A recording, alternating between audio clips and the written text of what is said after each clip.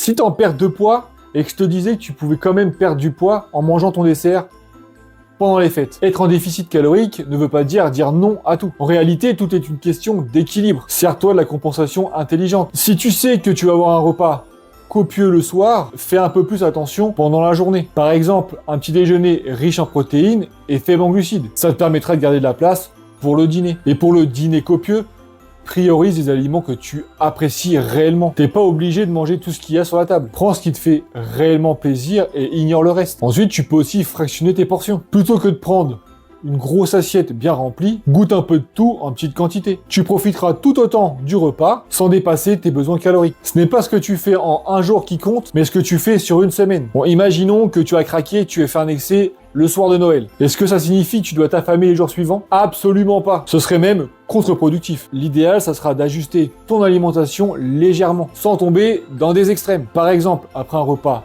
trop riche, tu peux augmenter légèrement ta dépense physique les jours suivants, comme une promenade en famille, une séance cardio, un entraînement de musculation un peu plus intense, et tu peux aussi réduire légèrement tes glucides et en graisse sur les repas suivants sans toucher aux protéines. L'équilibre ne se joue pas sur une journée, mais sur plusieurs jours. Voici mon plan simple pour kiffer les fêtes sans tout gâcher. Petit déjeuner léger et protéiné. Avant un repas de fête, opte pour des œufs, du fromage blanc, yaourt grec, skyr. Ça va te permettre de rester rassasié. Hydrate-toi bien toute la journée, ça c'est hyper important. Parfois, on peut confondre la soif avec la faim. Boire de l'eau régulièrement t'évitera de trop manger. Ensuite, bouge un peu.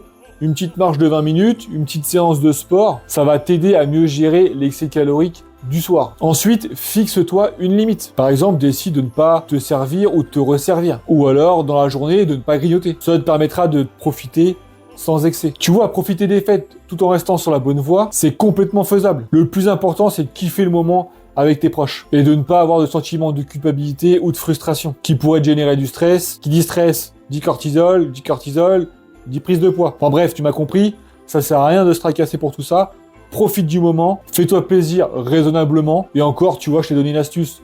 Si tu veux vraiment kiffer et tant pis, craquer complet, mais voilà, sur la semaine, il faudra que tu fasses quelques petits ajustements sans non plus rentrer dans un extrême. Allez, dis-moi en commentaire, c'est quoi ton plat préféré pendant les fêtes? Si cette vidéo t'a aidé, abonne-toi, like, partage-la à quelqu'un qui en a aussi besoin. Allez, passe de bonnes fêtes, amuse-toi bien et on se retrouve très vite.